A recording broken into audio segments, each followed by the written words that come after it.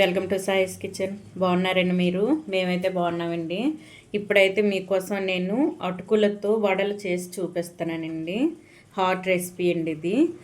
దీనికోసం అయితే 1 కప్పు వరకు అటుకులను తీసేసుకున్నానండి. ఇగుండి ఈ కప్పుతో 1 కప్పు అటుకులు తీసేసుకొని ఇవి ఒక 2-3 సార్లు మంచిగా కడిగేసుకోవాలండి. అటుకుల్లో కొద్దిగా ఈ దుమ్ము లాంటిది ఉంటాయి కదండి, అందుకోసమని చెత్త లాంటిది ఉంటుంది, అవి మొత్తం వేరేసుకొని మంచిగా కడిగేసుకోవాలండి. చూసారా, ఈ విధంగా కడిగేసుకొని ఇందులో ఉన్న వాటర్ తీసేసుకోవాలండి. తీసేసుకొని ఇందులో అయితే ఒక 1/2 కప్పు వరకు శనగపిండిని అయితే వేసేసుకోండి. 1/2 కప్పు శనగపిండి, 1/4 కప్పు బియ్యపు పిండి అండి. ఒక 2-3 స్పూన్లు అయితే బియ్యపు పిండి వేసుకోండి. ఇందులోని ఒక మీడియం సైజు ఆనియన్ సన్నగా తురుముకొని వేసుకోవాలండి.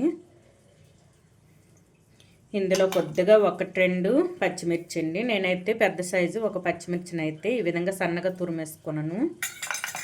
ఇందులో కొద్దిగా కరివేపాకు తురుము, కొద్దిగా కొత్తిమీర తురుమండి.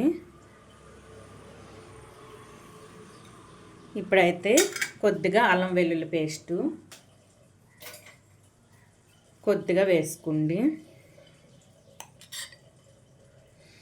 ఇవి వేసేసుకొని ఇందులో అయితే కొద్దిగా లైట్గా పసుపు వేసుకోండి. చూడండి, కొద్దిగా వేసుకుంటే సరిపోద్ది. ఇందులోని ఒక 1/2 టేబుల్ స్పూన్ వరకు కారం అండి. మీరు కారం తినేపట్టు చూసుకొని వేసుకోండి. ఇందులో కొద్దిగా జీలకర్ర,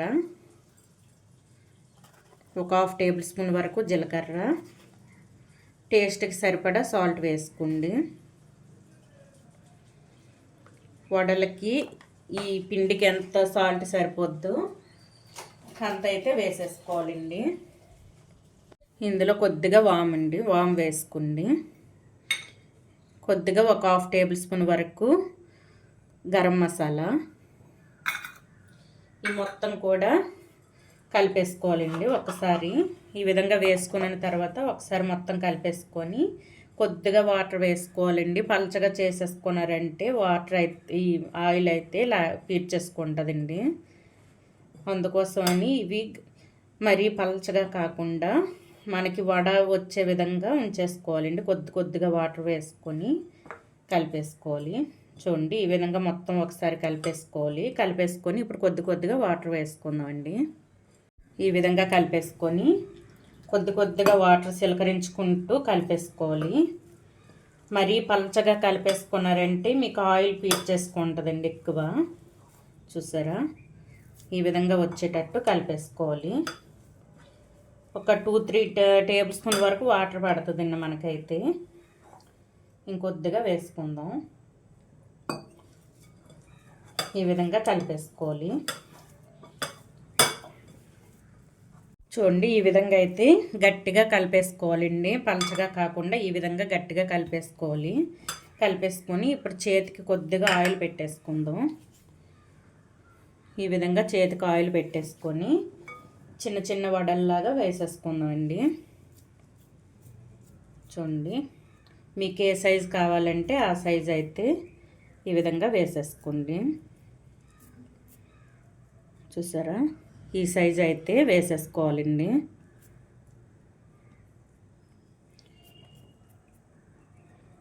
ఈ విధంగా అయితే అన్నీ కూడా వేసేసుకొని ఒక ప్లేట్లో పెట్టేసుకుందాం అండి.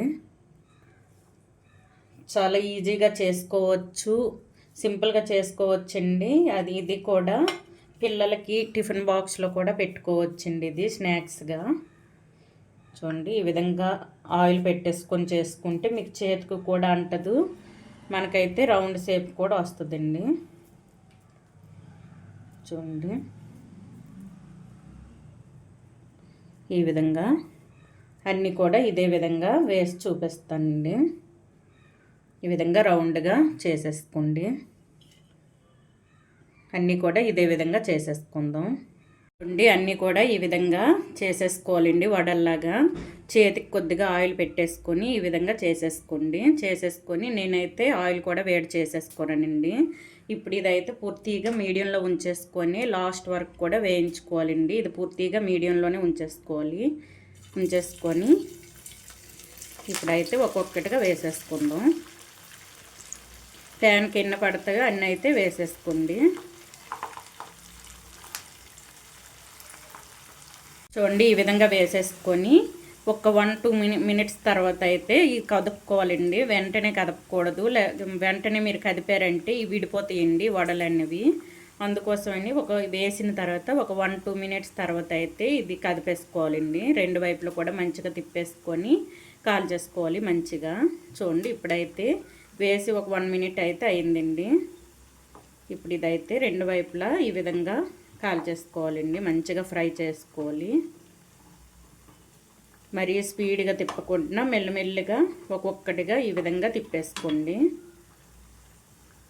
మంచిగా గోల్డెన్ కలర్ వచ్చేంత వరకు వేయించుకోవాలండి. ఇవి చూసారా, ఈ రెండు వైపులు కూడా మంచి గోల్డెన్ కలర్ వచ్చేంత వరకు వేయించుకుందామండి. ఇది చూడండి మనకైతే వాటిలో మంచి గోల్డెన్ కలర్లో వేగాయండి. చూసారా, చూడడానికే తినేయాలనిపిస్తున్నాయండి. అంత మంచిగా అయితే వేగాయి.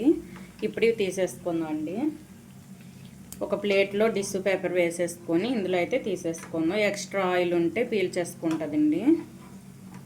చూసారా, ఈ విధంగా అయితే మంచి గోల్డెన్ కలర్ వచ్చేంత వరకు వేయించుకోవాలి. క్రిస్పీగా బాగుంటాయండి. మనం శనగపప్పు వడలు చేసేసుకుంటాం కదండి, సేమ్ అదే విధంగా ఉంటాయి వడలు అయితే. చూడండి ఈ విధంగా తీసేసుకొని ఇంకొద్దిగా ఉన్నాయండి, అవి కూడా ఇదే విధంగా వేయించుకోవాలి. ఈ విధంగా వేయించుకోవాలండి, మనకి క్రిస్పీగా వస్తాయి. ఇంతకంటే ఇంకా పచ్చిగా తీసేసుకున్నారంటే మీకు టేస్ట్ బాగోదు, మళ్ళీ మెత్తగా ఉంటాయండి, క్రిస్పీగా రావు మనకి వడలు అయితే. ఈ విధంగా అయితే వేసేసుకోవాలి. ఇవి పక్కన పెట్టేసుకొని ఇంకొద్దిగా ఉన్నాయండి, ఇవి కూడా ఇదే విధంగా వేయించుకుందాం అండి. చాలా టేస్టీగా ఉండే మనకి అటుకులతో చేసిన వడలు అయితే రెడీ అయిపోయింది. ఈ విధంగా అయితే చేసేసుకోవాలి.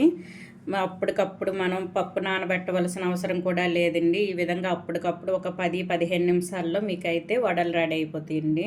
ఎవరైనా ఇంటికి గెస్ట్లు వచ్చేటప్పుడైనా పిల్లలకి లంచ్ బాక్సుల్లో అయినా ఈ విధంగా అయితే స్నాక్స్ రెడీ చేసి పెట్టండి. ఈ విధంగా ఇది స్నాక్ రెసిపీ అండి. ఇది ఈ విధంగా అయితే వడలు చేసేసుకుని మంచి క్రిస్పీగా సూపర్గా ఉన్నాయండి. టేస్ట్ అయితే మనకి కారం అన్నీ కూడా కరెక్ట్గా సరిపోయి. చూడండి మనకైతే మంచి క్రిస్పీగా వేగాయండి. చూసారా, చూడండి ఈ విధంగా అయితే మంచిగా ఉంటాయండి. టీ టైంలో అయినా ఎవరి గెస్ట్లు వచ్చేటప్పుడైనా పిల్లల టిఫిన్ బాక్సుల్లోకైనా సరే ఈ విధంగా అయితే పెట్టేసుకోండి. సూపర్గా ఉన్నాయండి టేస్ట్ అయితే. ఈ అటుకులతో చేసిన వడల రెసిపీ కనుక మీకు నచ్చినట్లయితే అండి లైక్ చేయండి, షేర్ చేయండి, నా ఛానల్ను సబ్స్క్రైబ్ చేసుకోండి. ఓకే, బాయ్ అండి.